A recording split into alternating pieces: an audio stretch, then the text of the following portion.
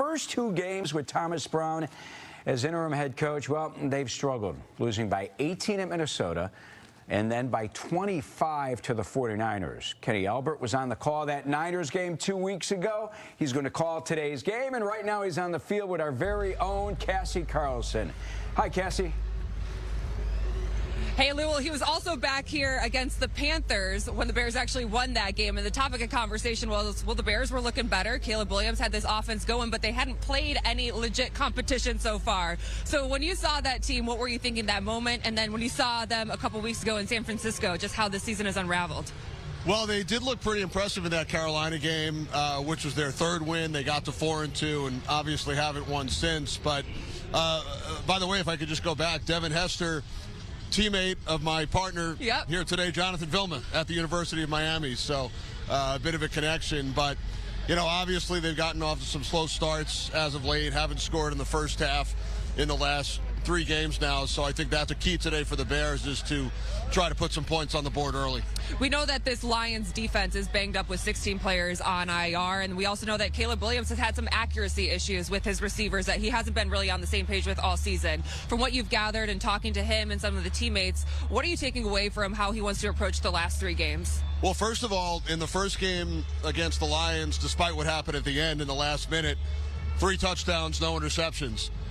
The Bears actually, after falling behind 16-0 at halftime in that game, had a really strong second half until that last minute. So I think maybe they have some confidence going up against this Lions defense, which lost 3 more players, unfortunately, for the Lions in the game last week. They were without 6 starters on the defensive side. You know, they hope to get a couple of guys back in the playoffs, but still a lot at stake for the Lions, as they could still finish with the #1 seed and the bye in the NFC.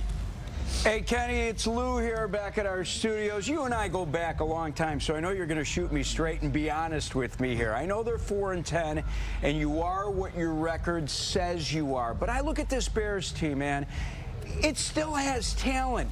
If they were to fix some of the issues on the offensive line, maybe get themselves another pass rusher opposite Montez Sweat, tell me, be honest, give me a Christmas treat here that they could turn it around quickly.